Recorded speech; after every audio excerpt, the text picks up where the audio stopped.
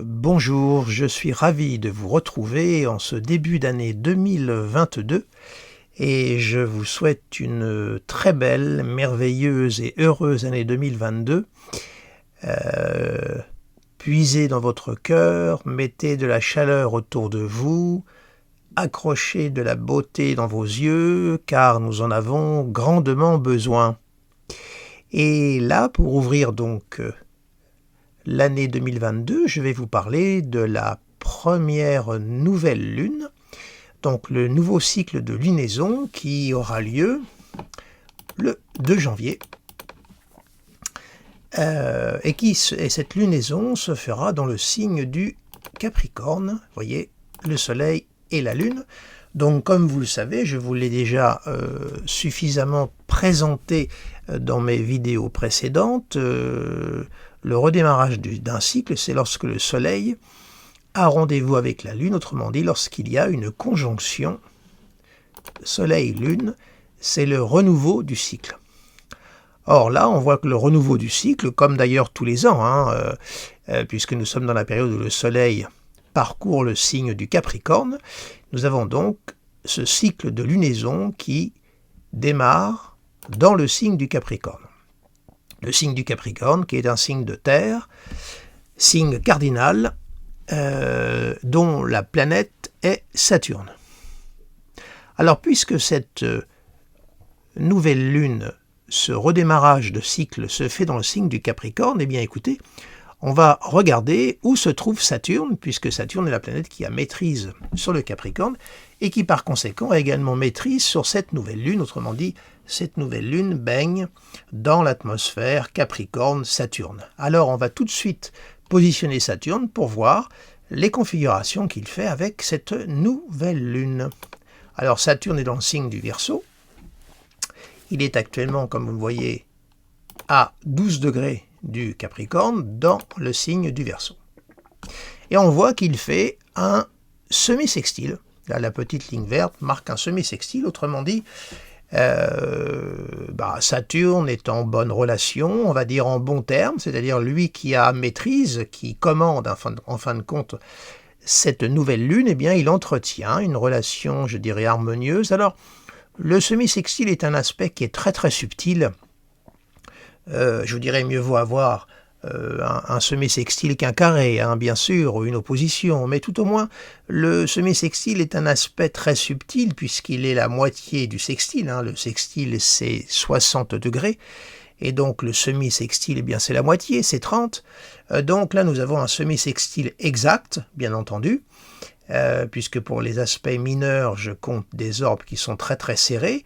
Alors je dirais qu'il y a une harmonie, il y a là un besoin sur le plan collectif d'établir un équilibre, d'essayer de ne pas trop se laisser emporter d'un côté ou de l'autre.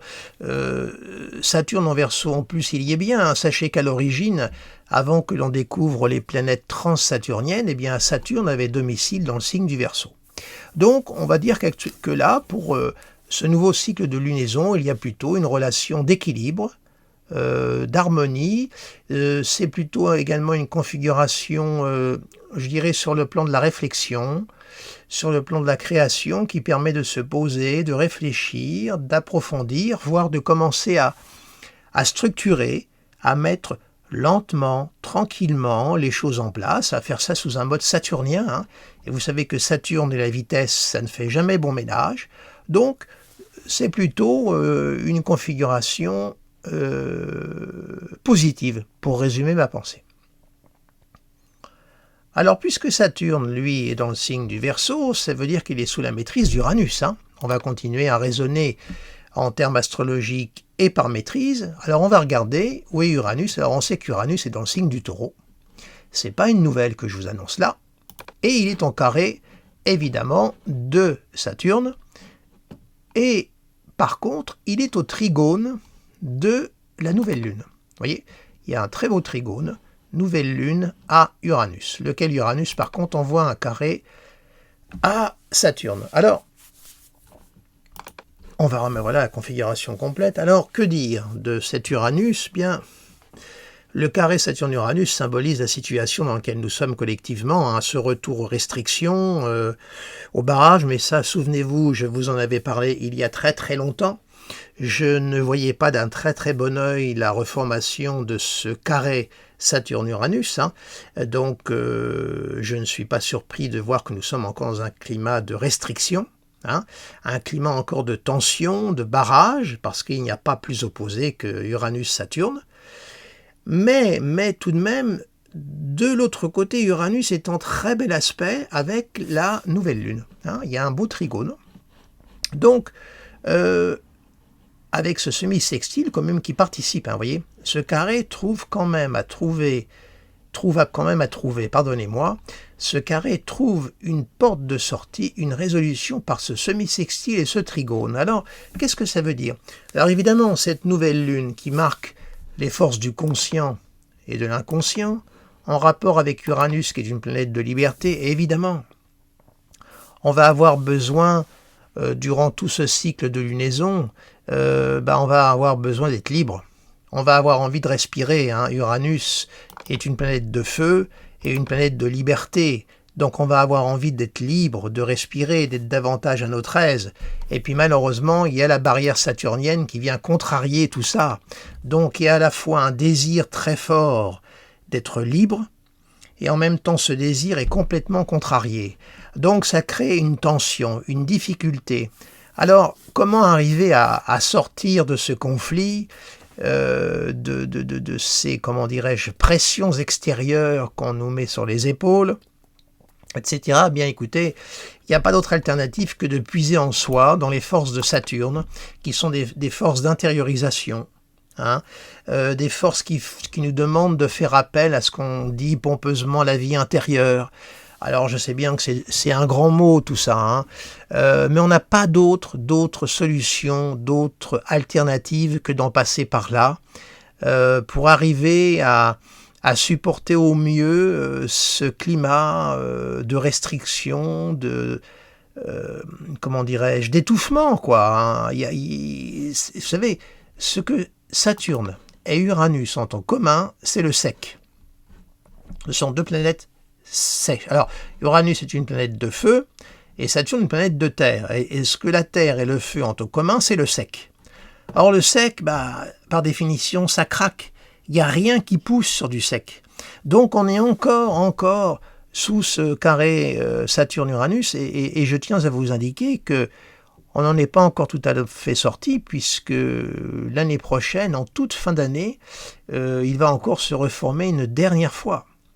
Donc vous voyez, on n'est pas encore sorti de l'ornière. Mais tout au moins, pour cette nouvelle lune, il y a tout de même ces deux harmoniques-là qui nous permettent quand même d'échapper, de pouvoir supporter toutes ces contraintes et toutes ces contrariétés et tous ces empêchements et tous ces barrages. Je ne vais pas déballer davantage les termes. Donc, puisqu'Uranus est dans le signe du Taureau, eh bien écoutez, on va voir ce que fait Vénus, puisque Vénus a maîtrise sur le signe du Taureau. Alors on va positionner la chère Aphrodite, et on sait que Vénus est dans le signe du Capricorne aussi. Eh oui, puisqu'elle est dans sa phase de rétro, gradation, et qu'elle va y rester, si ma mémoire est bonne, jusqu'au mois de mars. Voilà, alors on a même Vénus qui est sous la gouverne de Saturne. Alors dans là pour l'instant, Vénus ne fait aucun aspect, pour l'instant. Je n'ai pas encore posé toutes les planètes, mais on voit que même la planète de l'amour, vous voyez, des sentiments, des liens, est dans le signe du Capricorne, sous la maîtrise de Saturne, qui peut tendre à créer de la frustration, un manque, une distance. Ben oui, Vénus est la planète aussi des sentiments, de l'amour. Actuellement, on a encore, le réveillon, avec toutes les règles sanitaires qui mettent du barrage. Ça va, si vous voulez, ça vient carrément faire barrage à la sensualité d'une Vénus Taureau. La Vénus Taureau, c'est la sensualité, c'est le côté charnel, on a besoin de sentir les choses, de les toucher, on a envie de se prendre dans les bras. Le Taureau, c'est vraiment le signe de la sensualité, du contact, de la chair.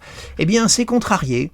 Voilà, on voit qu'il y a un climat froid, un climat austère qui s'installe dans l'expression de l'amour. Là aussi, pour supporter ça, il va falloir puiser en soi. Il n'y a pas d'autre alternative. Alors, on va regarder ce que fait Mercure, puisque Mercure est la planète de la communication. C'est Hermès. Alors, que fait Hermès, Mercure? Il fait sa timide entrée dans le signe du Verseau. Voyez, voilà, il est à 0 degré. Alors, on a un Mercure, lui, qui est en Verseau. Bah oui, on a un Mercure uranien. Hein. Un Mercure sous la maîtrise d'Uranus, c'est un Mercure qui a besoin d'être libre dans son expression, dans ses mouvements. Uranus étant la planète de la liberté, de l'indépendance, voire de la révolte. Donc tout ce qui va signer la communication, les échanges, le mouvement, va être sous la dynamique uranienne. Donc là aussi, c'est pas vraiment l'indice d'un mental qui va supporter forcément les restrictions. Alors ça peut marquer aussi le besoin d'aller de l'avant, le besoin de vraiment se tourner vers le futur, vers demain et le ras-le-bol du passé. C'est un Mercure, si vous voulez, qui s'est installé dans la fusée. Uranus, c'est la fusée du zodiaque. Donc il a besoin de s'élever, il a besoin de se dégager de la pesanteur terrestre. Et là actuellement on est plutôt encore dans une période où on nous ramène au sol. Donc là on a un Mercure, si vous voulez, qui n'est pas vraiment tout à fait en adéquation avec ce que nous vivons. Mais alors pour nous, il faut le vivre sur ce plan-là. Il faut le vivre sur l'aspect, je dirais, moderne. Excusez-moi, j'ai la voix un petit peu enrouée. Il faut le vivre sur l'aspect moderne, sur l'aspect, je dirais, comment je pourrais vous dire ça, ce côté avant-garde. Je crois qu'il faut justement, avec le ciel que nous avons là, ce très beau cycle de lunaison, parce que je le trouve plutôt beau, il faut vraiment se diriger vers demain, tourner notre regard vers le futur, et essayer de trouver des initiatives pour pouvoir échapper à toute cette pesanteur. Il n'y a rien à faire. On n'a pas d'autre alternative. Et là, actuellement, on a plutôt des configurations qui peuvent vraiment nous y aider. Alors, on va regarder la planète Mars. Puisque Mars, en définitive, c'est la planète qui a, maîtrise par exaltation sur le Capricorne. Donc, on va regarder ce que fait Mars. En plus, Mars, comme vous le savez, est une planète d'action, de désir. Il doit être actuellement encore en Sagittaire, c'est bien ça. Vous voyez, on a un Mars qui est à 14 degrés du Sagittaire et il fait un sextile à Saturne et il fait un semi-carré à Mercure. Vous voyez, alors, tout était indiqué là, vous avez vu dans la petite fenêtre qui s'ouvre, vous voyez, sextile Saturne, semi-carré Mercure. Alors c'est un Mars dans un signe de feu, dans le signe de Jupiter, donc Mars est une planète de feu, le signe du Sagittaire est une planète de feu, donc on a un Mars flamboyant. Et le Jupiter, il tend à exacerber, puisque Jupiter est la planète qui a maîtrise sur Mars, donc il tend plutôt à libérer, à exacerber. Alors on a un Mars là qui est plutôt actif. Alors, il est bien relié à Saturne, donc ça tend à temporiser, à équilibrer les forces de désir. Par contre, il est au semi-carré de Mercure, donc ça le rend assez réactif. Alors, il y a là aussi, il y a un effet d'ambivalence, mais je dirais, il y a un effet aussi de complémentarité. C'est-à-dire qu'on peut avoir une vision, je dirais, acerbe de la situation, très critique, Mars semi-carré Mercure, extrêmement critique, sans pour autant déborder et se laisser emporter. Voilà. C'est-à-dire que ça s'appelle un peu la sagesse. On a une vision objective, critique de la situation, et on évite de se laisser déborder par la colère, par l'agressivité. En revanche, Mars-Saturne, c'est un aspect qui est très constructif, c'est-à-dire que c'est l'action au service de la construction. Donc là aussi, on voit qu'il y a quand même une complémentarité dans les configurations, ce qui fait qu'on peut utiliser ce Mars d'une façon très constructive. En plus, ça peut être le moment où on passe à l'action, où on décide de faire quelque chose dans sa propre vie, qu'on a un petit peu remis au lendemain, qu'on a toujours un peu hésité à faire. Là, avec ce Mars jupitérien, on peut effectivement passer vraiment à l'action dans sa propre vie. Alors, on va voir ce que fait Jupiter, puisque Jupiter a maîtrise sur Mars. Que fait Jupiter? Bien, Jupiter est dans le signe du Poisson. Et oui, il est rentré dans le signe du Poisson depuis le 28 décembre 2021. On a donc un Jupiter en Poisson. Et il est au semi-sextile de Mercure. Voilà l'aspect qu'il fait durant cette nouvelle lune. Alors, Jupiter en Poisson, là, on change de monde, hein, du Verseau, c'est-à-dire d'un Jupiter uranien, nous passons à un Jupiter neptunien. Alors, souvenez-vous que, avant que l'on découvre les planètes transsaturniennes, Jupiter avait domicile dans le signe des Poissons. Donc, on a un Jupiter qui est dans son signe. Hein. Et là, puisque ce Jupiter est en Poisson et qu'il a maîtrise sur Mars, eh ben, c'est vrai qu'il tend un peu à, on va dire, à adoucir, à émousser un peu le tranchant de Mars. Mais en même temps, c'est aussi par le fait qu'il est dans le signe du Poisson, donc dans un signe d'eau, et la planète du Poisson, c'est également Neptune, ça peut être aussi un Mars qui va commencer à s'organiser, qui va commencer à peut-être organiser l'action dans des activités collectives, peut-être petit à petit, puisque Jupiter est au semi-sextile de Mercure. Mercure, c'est quand même la planète de la pensée, n'oubliez pas, de la communication. Peut-être que là, petit à petit, dans les consciences, sur le plan collectif, il va y avoir un démarrage peut-être de, je dirais, de mobilisation, hein, pour résumer ma pensée, mais tout au moins peut-être des gens qui vont commencer à réfléchir, à se rencontrer et à s'organiser tranquillement, hein, puisque Jupiter n'est qu'à 0 degré. Hein, il trempe pour l'instant ses orteils dans l'océan des Poissons. Mais toujours est-il qu'il est passé maintenant en Poisson et ça va changer la donne. Vraiment. C'est un Jupiter qui va quand même rassembler plutôt que diviser. Donc tout ce qui tend actuellement à nous diviser, vous voyez, va être de plus en plus difficile à supporter dans le collectif. Ça va avoir de plus en plus de mal à passer, soyons clairs, hein, puisque Jupiter va continuer tranquillement sa course, et comme vous le savez, le 12 avril, il sera en conjonction de Neptune. Et précisément, on va regarder ce que fait Neptune. Alors Neptune, lui, il est dans le signe des Poissons, bien entendu, ça fait déjà un petit moment, hein, qu'il y est, et il est au sextile de Vénus. Voilà, on a un sextile Vénus-Neptune. Alors, ben écoutez, c'est plutôt beau, hein, ce sextile Vénus-Neptune, puisque actuellement nous sommes dans un climat un petit peu de maussade, hein, il faut bien le dire. Eh bien, ce rapport Vénus-Neptune est un rapport très beau, mais Neptune, évidemment, c'est pas la planète de la matérialité, hein, c'est plutôt la planète du rêve, la planète de l'inspiration, la planète de la vie spirituelle, bref, rien à voir avec la matérialité. Donc ça veut dire que c'est un moment où il peut y avoir justement, par le fait qu'il y ait de la distance peut-être, que des gens peut-être qui s'aiment soient séparés, ne peuvent pas se rencontrer, eh bien il faut justement utiliser le canal de l'imaginaire pour rester reliés. Donc écrire, ça peut être les grandes relations épistolaires, on s'écrit beaucoup, on communique. Alors aujourd'hui, évidemment, on peut prendre les outils de communication modernes, hein, c'est-à-dire qu'on peut en passer aussi par tout ce que nous offre Internet, les réseaux sociaux, voilà, mais tout au moins, cette conjonction Vénus-Neptune est très riche, elle est très fertile, ça part de la Terre à l'eau, hein, Capricorne, signe de terre, Poisson, signe d'eau. N'oubliez pas que Vénus est également exaltée dans le signe des Poissons, donc il y a quand même un rapport de Neptune à Vénus qui existe. Donc on a là une très belle configuration, je dirais même pour la création, hein, là pour les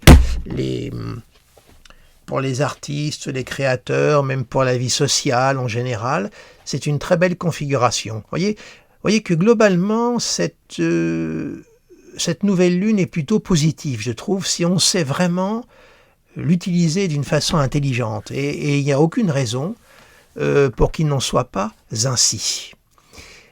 Voyons maintenant ce que fait Pluton. Eh oui, ce cher Hadès. Voilà. Alors Pluton se loge, vous voyez, pile ici, entre Vénus et Mercure. Et Pluton, en définitive, ne fait pas d'aspect, hormis la conjonction à Vénus et la conjonction à Mercure. Alors, vous savez que quand il y a dans une conjonction des planètes lentes et des planètes rapides, les planètes rapides valorisent la planète lente et la planète lente colore l'amas.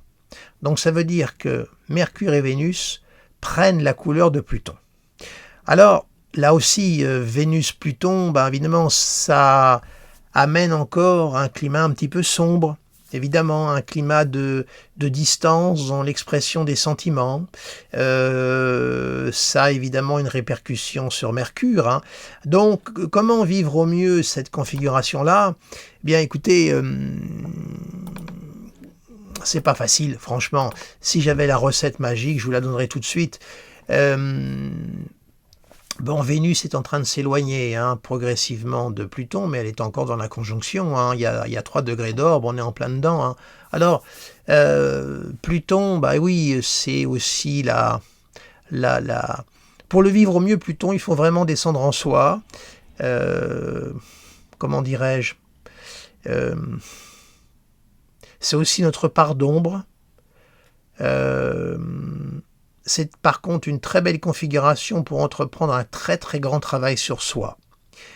Alors pour ceux qui ont le désir peut-être d'entrer dans une analyse psychanalytique, c'est un très bon moment. Vous avez là une très belle configuration pour commencer une analyse.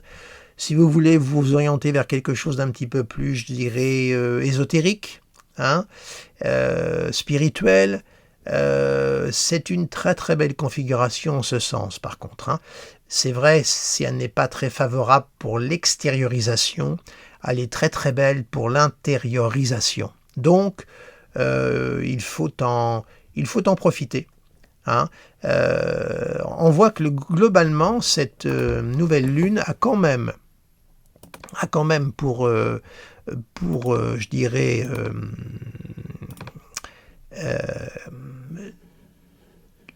ce qui s'en dégage, je dirais en totalité, si on devait faire une synthèse de cette nouvelle lune, moi je la trouve très, très positive, c'est-à-dire qu'elle marque le démarrage de l'année, donc elle est très très importante. Elle ouvre l'année et je trouve qu'elle donne déjà des indices très intéressants sur ce que va être l'année 2022.